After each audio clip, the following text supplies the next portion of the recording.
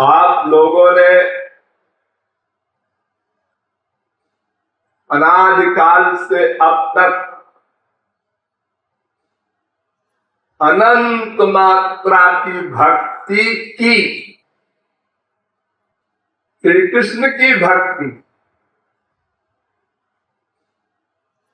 लेकिन भगवत प्राप्ति नहीं हुई। क्यों? केवल एक कारण है।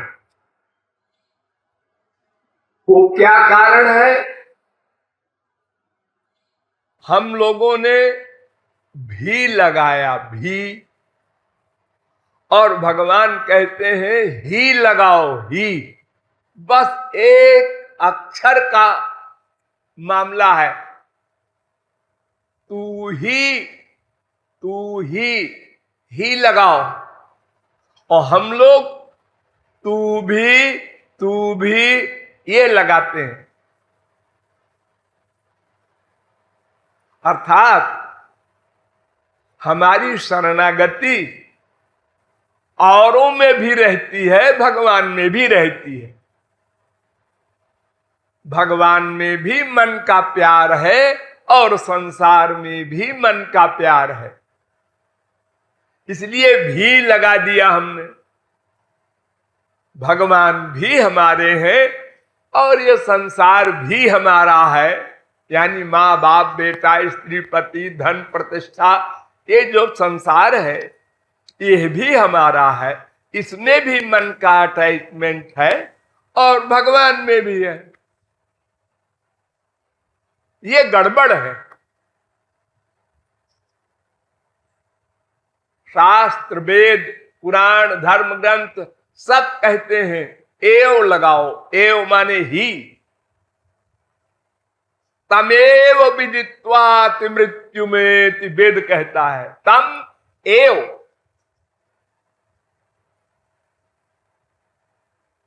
तमेव शरणं गच्छ सर्वभावेन भारत, गीता।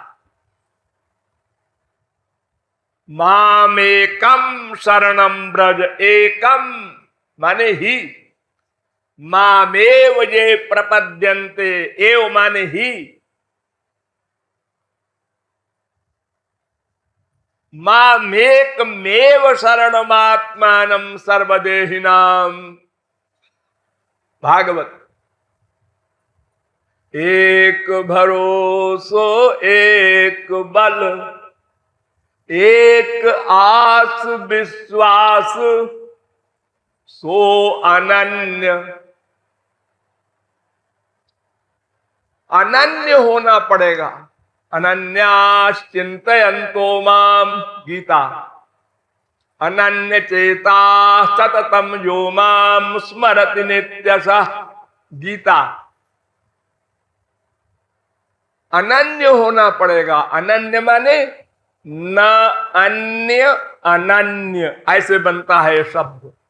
जैसे न उचित अनुचित, ऐसे न अन्य अनन्य माने अन्य में मन का प्यार न हो 0.1% भी। बस यही हमने गड़बड़ कर दी। गुरुजी विदा हुए वहां भी आंसू, लड़की विदा हुई वहां भी आंसू। हम सब जगह सबको अपने हृदय में स्थान देते हैं और भगवान कहते हैं नहीं, आनंद बनो, केवल मुझसे प्यार करो। क्यों जी? हम लोग संसारी आदमी हैं, लेकिन हम लोग तो एतराज नहीं करते। देखो, एक आदमी अपने बाप से भी प्यार करता है, माँ से भी करता है, बीवी से भी करता है, बेटा बेटी से भी करता है, सबको हृदय में रखता है। ये कोई नहीं कहता। किसी के बाप ने कहा क्यों रे, तू मेरे अलावा अपनी माँ को भी रखता है हृदय में? ऐसा कोई नहीं कहता। अगर 4 बच्चे हैं तो चारों को हृदय में रखती है माँ। कोई बच्चा ये नहीं कहता ना ना और किसी बच्चे से प्यार करेगी तो फिर मैं अलग हो जाऊंगा। ये भगवान को क्या ईर्ष्या है कि कोई ना रहे केवल मैं रहूं। आश्चर्य है ना। हमारी दुनिया वाले तो एतराज नहीं करते, जो स्वार्थी और मक्कार है सब प्रकार से, वो तो कहते हैं ठीक है भाई, बेटे से भी प्यार करो, बेटी से भी करो, बहन से भी करो, मां से भी करो, कोई रोकता नहीं। किसी वक्षस्थल से, जो आपका वक्षस्थल है, किसी से बाप को चिपटाया, मां को चिपटाया, बीबी को चिपटाया, बहन को चिपटाया, बेटी को चिपटाया, कोई एतराज नहीं करता। अरे भगवान को क्या बीमारी है, वो कहते हैं कि ना बिल्कुल नहीं, केवल मुझसे प्यार करो। नहीं, ऐसा नहीं है। भगवान कहते हैं भाई देखो, दो एरिया है, एक तो मेरा माने भगवान का, और एक माया का, संसार का। हाँ, तो संसार में जितने जीव हैं ये मायाबद्ध हैं, इसलिए इनका अंतःकरण गंदा है। अनंत पाप, अनंत भरा हुआ है अंदर, संस्कार अनंत जन्मों के। इसलिए अगर ये मन में आएंगे तो तुम्हारा अंतःकरण और गंदा हो जाएगा। ऐसे ही क्या कम गंदा है, अनंत जन्मों का पाप अंदर भरा है। अब तुम उसी मन में मां को लाते हो, बाप को लाते हो, भाई को लाते हो, बहन को लाते हो, ये सब माइक है, गंदे हैं, तो मन आपका और गंदा हो जाएगा। तो भगवान कहते हैं भाई देखो, जिसका कपड़ा बहुत गंदा हो गया हो, कई साल से धुले ही ना हो, तो उसको शुद्ध पानी चाहिए। शुद्ध पानी से धोएगा तो मैल छूटेगा, वो भी बहुत बार धोना पड़ेगा, क्योंकि तमाम जन्मों का मैल है। और तुम गंदे भी धोते हो और थोड़ा सा अच्छे पानी से भी धो देते हो, यानी भगवान से भी प्यार किया, थोड़ा मन साफ हुआ, फिर माँ बाप बेटा बेटी से प्यार किया, फिर गंदा हो गया, तो गधे का स्नान हो गया। तो इस प्रकार अनंत जन्म बीत गए, प्लस फिर माइनस, फिर प्लस फिर माइनस, यही नाटक हम कर रहे हैं। एक अक्षर का सेंस नहीं समझ सके ही। हर संत, हर ग्रंथ ही लगाने को कहता है और हम भी लगा देते हैं। तो इसलिए वो कह रहा है कि तू ही तू ही तू ही 3 बार। अब मैंने समझ लिया, तू ही मेरा है और मैं ही, ऐसा नहीं मैं भी। क्यों? अरे आपके अनंत जन है, मैं कैसे कह दूं केवल मुझसे ही प्यार करो, मैं ही तुम्हारा हूं। अरे तुम्हारे तो अमृतस्त वै पुत्राः अनंत जीव है, अपरिमिता।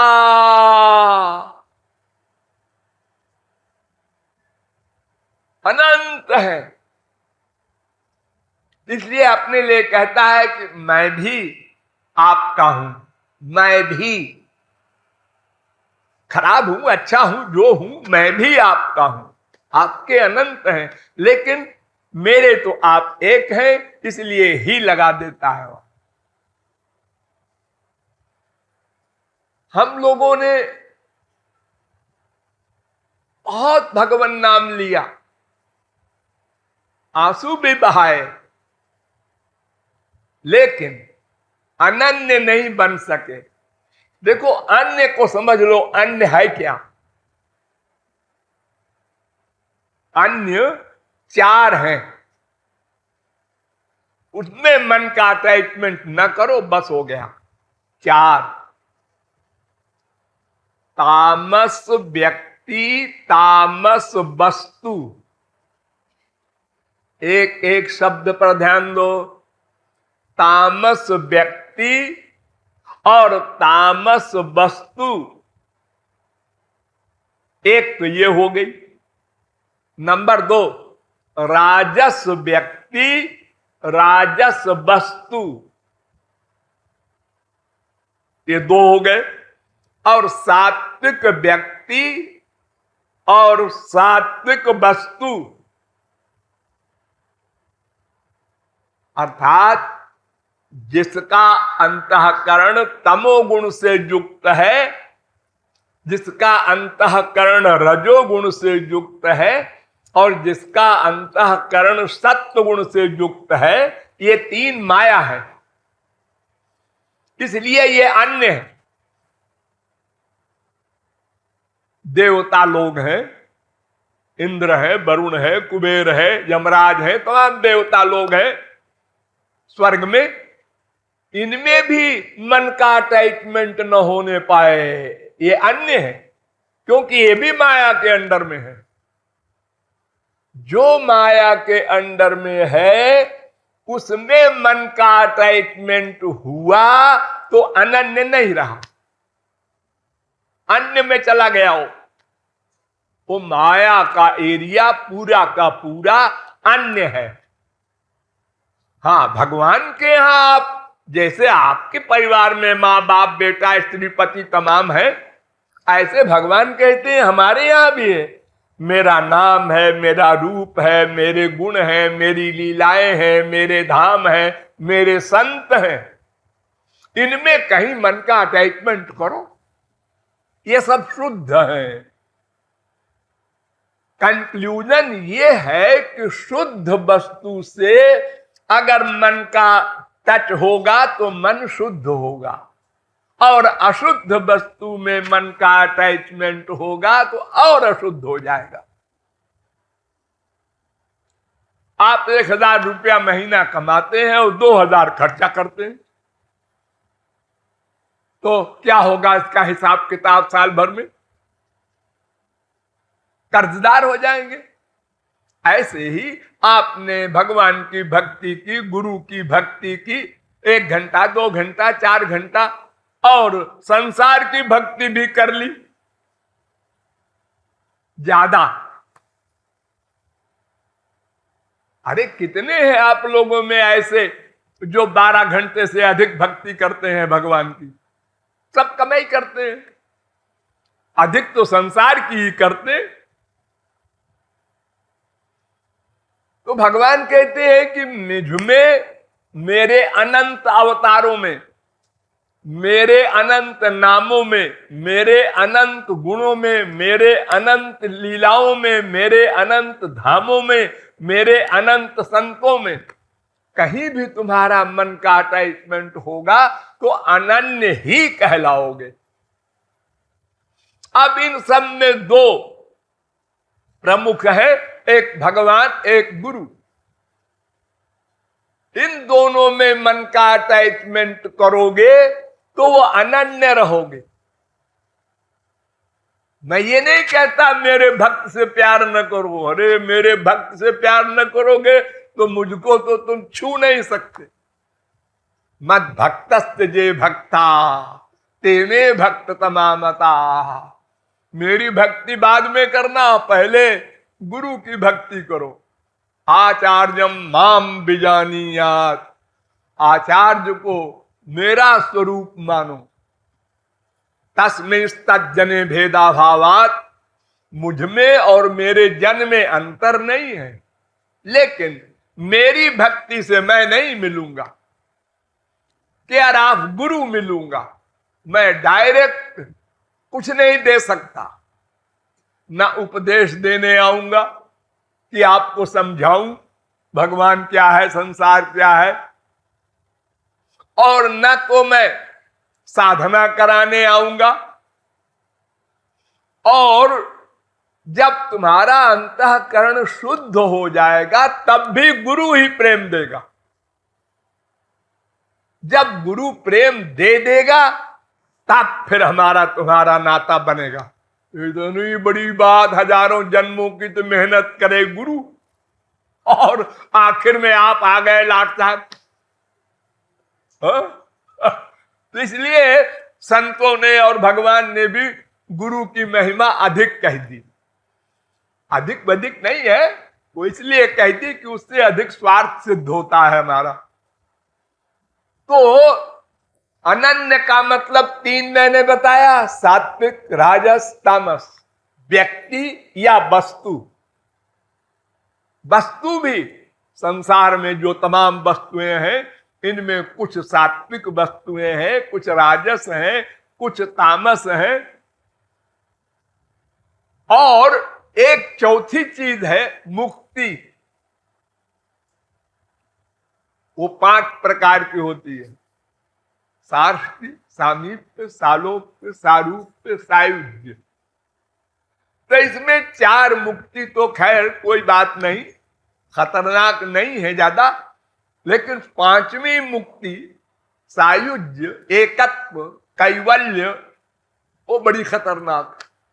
क्योंकि वो मुक्ति का मतलब भगवान में मिल जाना। शरीर भी न रहे, मन भी न रहे, बुद्धि भी न रहे, सत्ता सत्ता में मिल गई। तो वो बेचारा प्रेमानंद से सदा को वंचित हो गया।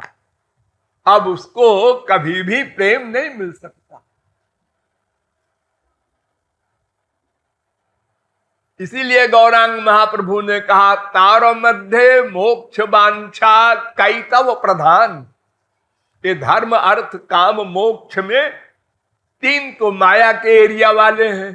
धर्म, इसका फल स्वर्ग, अर्थ आप जानते ही हैं पैसा, और कामनाओं की पूर्ति, इंद्रियों के विषयों की, ये सब 3 माया के एरिया के, और चौथा है मोक्ष। तो है तो चारों कैतव, लेकिन सबसे अधिक खतरनाक कैतव मोक्ष है।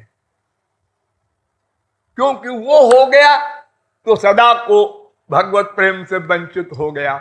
और अगर संसार में हम आ रहे हैं, जा रहे हैं, आ रहे हैं, तो कभी हो सकता है कोई महापुरुष मिल जाए, हमारी बुद्धि में वो बैठ जाए कि ये महापुरुष है, हम शरणागत हो जाएं, साधना करके और प्रेमानंद पा ले। पॉसिबल है, अनंत जीवों ने पाया है, लेकिन मोक्ष हो गया, सदा को गया। इसलिए ये 4 है अन्य। चाहे यूं समझ लो, चाहे धर्म अर्थ काम मोक्ष, ये चारों हैं अन्य। अब 2 में बोलो तो जितना माइक एरिया है वो सब है अन्य।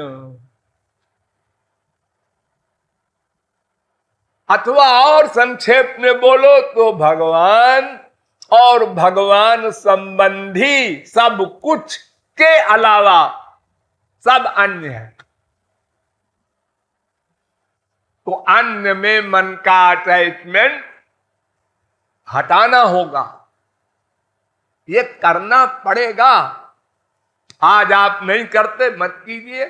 1000 जन्म बाद फिर मनुष्य शरीर मिलेगा, तो फिर आपको कोई जगत गुरु उपदेश देगा, अनन्य बनो। नहीं बनेंगे जी, अच्छा मत बनो, घूमो 84 लाख में।